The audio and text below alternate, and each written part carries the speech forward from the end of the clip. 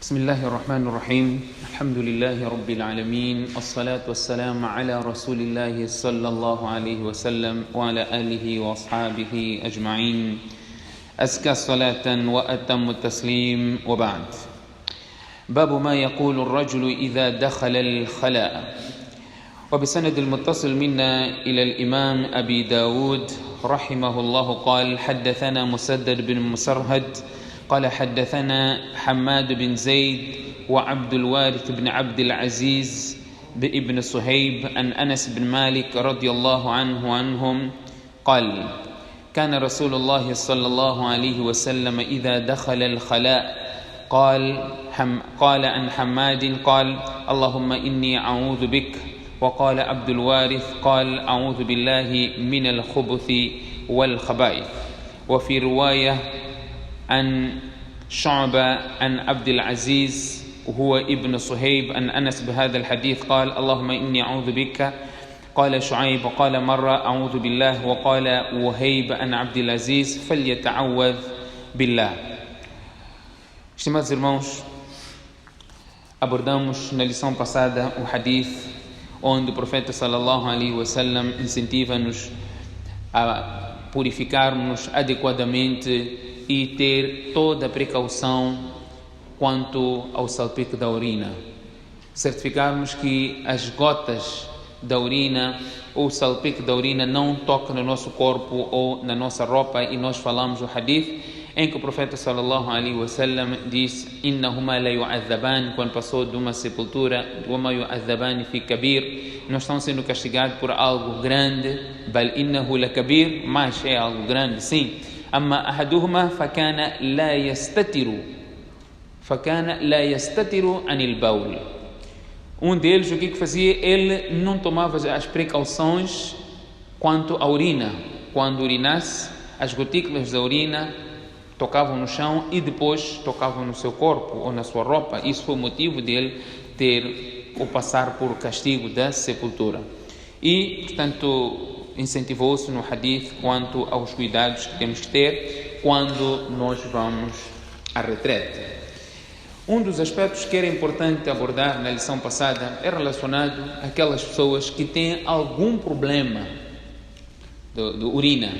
Por exemplo, acabam de urinar, até lavam-se, mas por causa da idade ou por causa de alguma doença, a urina ainda continua a sair. Ele às vezes se apercebe, às vezes ignora. Portanto, isso deve ser tomado em consideração. Deve-se precaver, ou após urinar, após até se lavar, o que deverá fazer? Colocar papel higiênico na parte privada para sugar a urina que ainda estiver no canal. Depois, quando chegar a hora de fazer salat, ou depois de um tempo, quando se perceber que a urina já parou de sair, poderá remover esse papel higiênico. Essa é uma das alternativas, e não há nenhum problema em usar papel higiênico para se purificar, porque nós vamos passar aqui hadith onde na existência da água a pessoa poderá até usar pedrinhas para se purificar. Portanto, o papel higiênico tem a capacidade até de maior absorção do que a pedra. Portanto, são alternativas que nós temos, que os ulama explicam.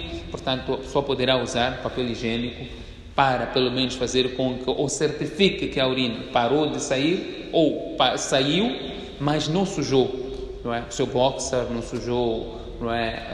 A sua roupa interior, ou não sujou a sua calça, pelo menos esteve no papel higiênico. Depois a pessoa purifica-se através, não é? Poderá lavar-se outra vez, depois fazer o wudu para fazer salat.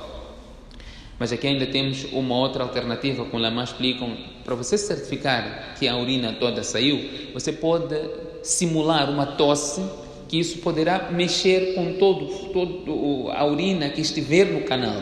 Então isso poderá estimular, fazer com que essa gota de urina também saia. E a outra forma que nós podemos também fazer, depois de certificar isso, após a pessoa até se purificar, poderá expringir água na sua parte, na roupa, na parte privada, na parte frontal, para quando o Shaitan colocar na tua mente, olha, você está ainda a libertar gotas de urina, a mente responder que são gotas de salpico que eu lancei lá, e isso não atrapalhar o salá do indivíduo. Mas isso não resolve o problema daquele que tem a certeza, está a sentir o molhado que a urina está a sair. Então, para esse, deverá voltar a lavar-se, não é? Lavar a parte da roupa que a urina tocou. O facto da urina tocar uma parte da roupa não quer dizer que a roupa toda está impura.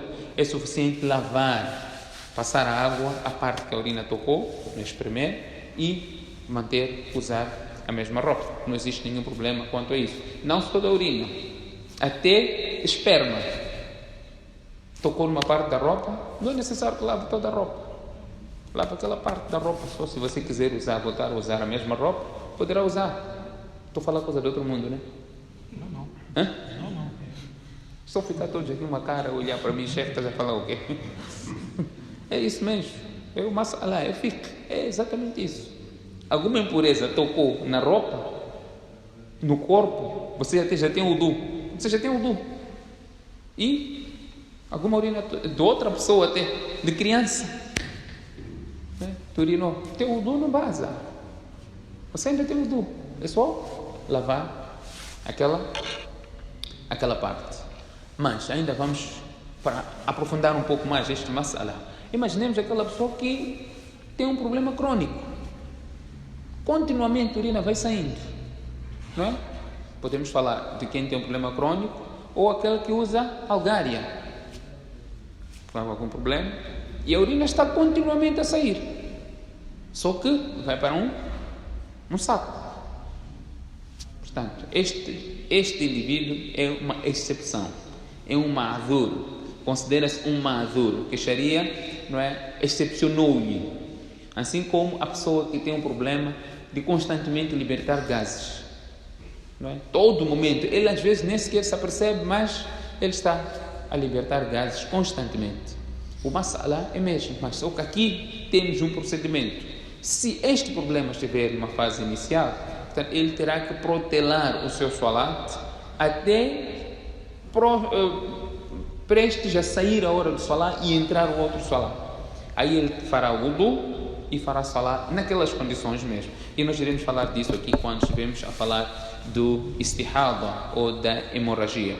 Iremos abordar esta questão. Mas essas são algumas alternativas quanto àquele que tem problema de ainda ficar a sair a urina, mesmo após se purificar. O hadith de hoje vamos falar acerca do que deve-se recitar quando a pessoa entrar na retrete, entrar no banheiro. Vamos ver que estamos aqui no terceiro capítulo, dos 2 capítulos que nós mencionamos. Alguém se lembra qual foi o primeiro capítulo? Esse é o terceiro. Qual foi o primeiro capítulo? Intenção foi a primeira aula. O primeiro capítulo no Abu Daud. Qual foi? Esse é o terceiro que estamos a falar hoje. Quem se lembra? Imaginemos hoje estamos naquele concurso de alguém se lembrar alguma coisa. Já temos um smartphone para a pessoa que poder responder mais. Já temos, sim. Vamos, hoje o teste. Qual foi o primeiro? Entreguista? Não, entreguista era o desenvolvimento do hadith que nós falamos. Foi a introdução do nosso... Sim, este foi o primeiro hadith, primeira aula, segunda aula. Na terceira aula nós tivemos a introdução do primeiro hadith do Abu Daud. Quem se lembra qual foi o primeiro hadith?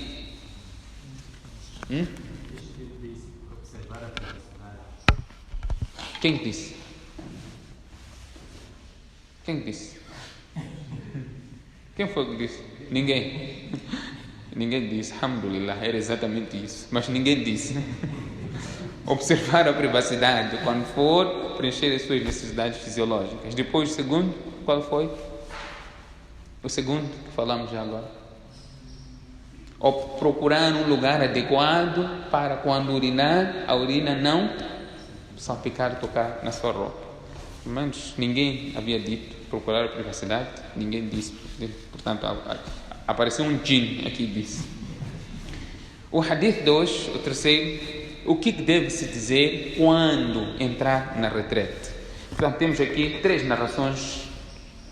duas narrações que o Imam Abu Daud nos apresenta. Primeiro, o hadith vem Allahumma inni a'udhu bik, e o outro vem a'udhu bika min al-khubuth wal khaba'ith, e complementa ainda no hadith de Tirmidhi Allahumma inni a'udhu bika min al-khubuth wal khaba'ith. Este dua todos nós temos que aprender, simples. E porquê nós temos que aprender este dua? O terceiro hadith, o Imam Abu Daud, neste capítulo, menciona que o hadith foi narrado por Nadr bin Anas, narra de Zayd bin Arqam e narra do profeta sallallahu alaihi wasallam. O profeta sallallahu alaihi wasallam diz: Inna hadha al-hushusha muhtadaratun. Esses locais, não é? As retretes, as casas de banho, são lugares em que os jinns habitam. Os jinns habitam esses lugares. فَإِذَا أَتَى أَحْدُكُمُ الْخَلَاءَ, se algum de vós entrar na retrete, casa de banho, que diga Allahumma a'udhu billahi min al-khubuthi wal khaba'ith. Só poderá dizer a'udhu billahi, eu peço refúgio a Allah contra os jinns machos, wal khaba'ith, e os jinns fêmeas. A'udhu billahi, não é? Eu peço refúgio a Allah. Allahumma inni a'udhu bik, ou Allah, eu te peço refúgio. As duas narrações estão corretas. Portanto, é o que o profeta sallallahu alaihi wasallam nos ensina neste capítulo ao entrarmos na retrete. O que pode trazer como ilação? Em primeiro lugar, conjugando com outra narração, quando nós entramos na retrete, temos que entrar com o pé esquerdo. Este é um hadith. Também não devemos falar desnecessariamente na retrete, na casa de banho. Nós vemos pessoas não muslimas, um está lá, outro está lá, estão a bater papo. Estão a bater papo sério. Você às vezes está a passar, um está deste lado do caminho, outro está aí, você também escuta o papo. Ele está a perguntar aquele às vezes a voz também sai um pouco mais, não é?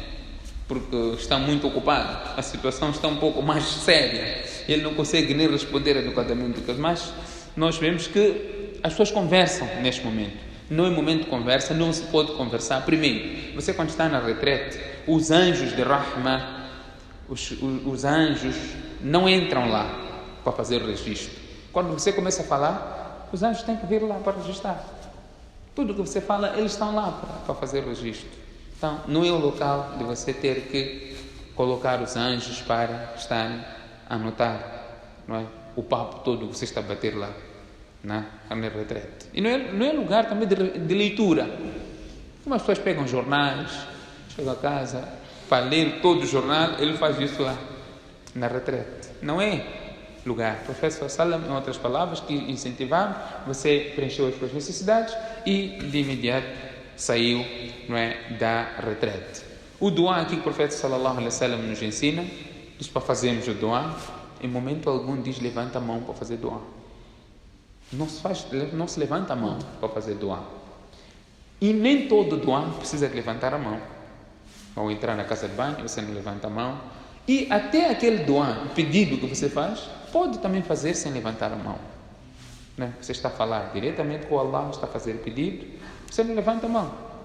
Dua no khutbah, você não levanta a mão, mas faz dua. O profeta sallallahu alaihi wasallam várias vezes fazia dua no khutbah, em momento algum levantou as mãos. A única narração que fala levantar a mão a fazer dua foi levantar o dedo na forma de shahada ao fazer o dua durante o khutbah.